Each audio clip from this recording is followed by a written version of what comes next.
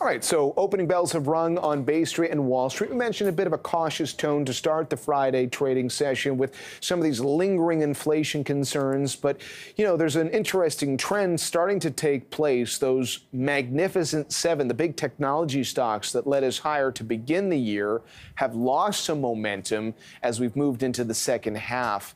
But is that the right move for investors? Our next guest is still very much leaning into the growth idea. Adam Johnson is founder and author of the Bullseye Brief and one of our regular guests here on The Open. AJ, it's great to see you. And I know that, you know, you've heard all the headlines about worrisome economic outlooks from here and the constant fight against inflation and the need to keep interest rates higher.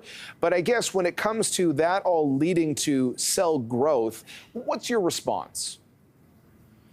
Growth is not a story, John, that varies with one CPI report or the next PPI report the next day, or the emotions that so many of us wrestle with from week to week.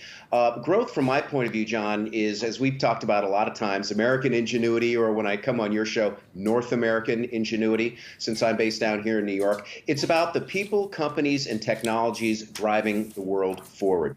You know, you mentioned big cap tech. I'm long big cap tech. I have been for a long time. I added Facebook down in the hole. People thought I was crazy. That has worked out. I wrote up NVIDIA for my subscribers less than a year ago at 175. My target was 475. And you know what, John? I actually did sell half of my position for clients because I think that's discipline. When a stock hits your target, you sell half.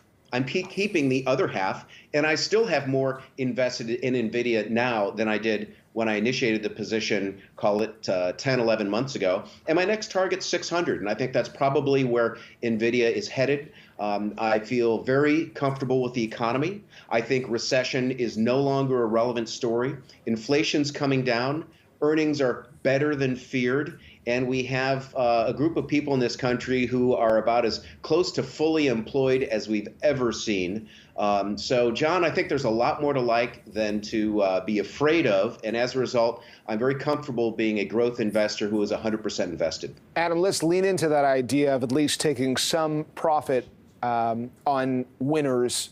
You referenced NVIDIA. Are there other names within this hot tech landscape that you've felt like, well, maybe it's time to consider at least trimming?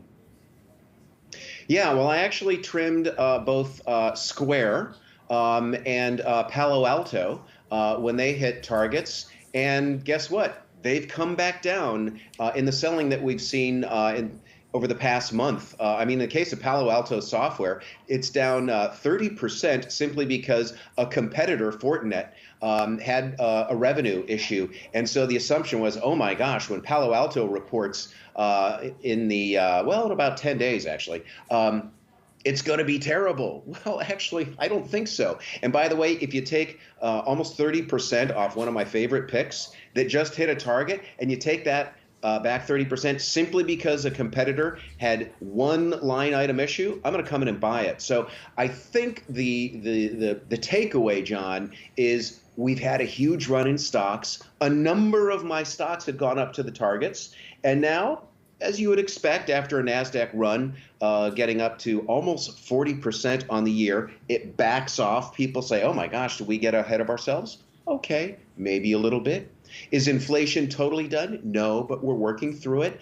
End of the summer, people going on vacation, there isn't liquidity. Maybe I should put some profits in my pocket, sell. All of these are reasons why stocks have backed off. But I think long-term, thoughtful investors focused on their names look at some of these pullbacks and say, fine, I took a little off the table. I'm going to come back in and buy. That's what I've been doing, John. Adam, we like to have a range of views, and this morning is no exception. Earlier in the program, we heard from longtime strategist Scott Wren, who was sharing some views that were fairly defensive in how he's positioning the portfolio, whether it's in the sector allocation within the equity landscape, but also leaning more into the fixed income market. Now, what is your view for anyone who's saying, well, hold on a second, you know, I can get paid some relatively nice yields in the fixed income world that I couldn't in the past. I feel like you had these big run-ups, just some of the themes that you were just talking about there in certain growth stocks. I think it's time to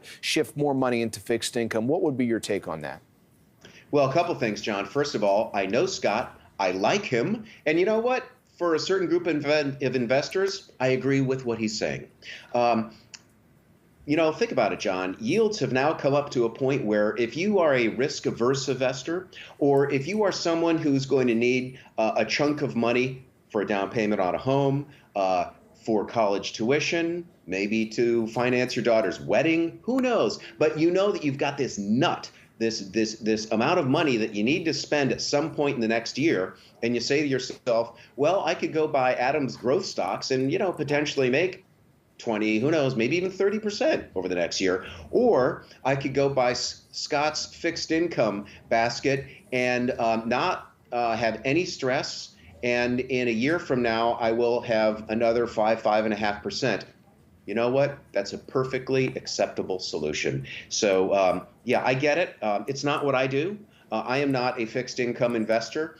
I am a proactive growth investor. I'm an optimist. I'm a risk taker. I like identifying opportunity. So I enjoy putting my capital to work, and I put capital to work on behalf of my clients. That's why they hire me. We're having a very good year, and I am comfortable as I look forward. But again, to answer your question, John, for a group of people who are either risk averse or simply need money over the next year, fine.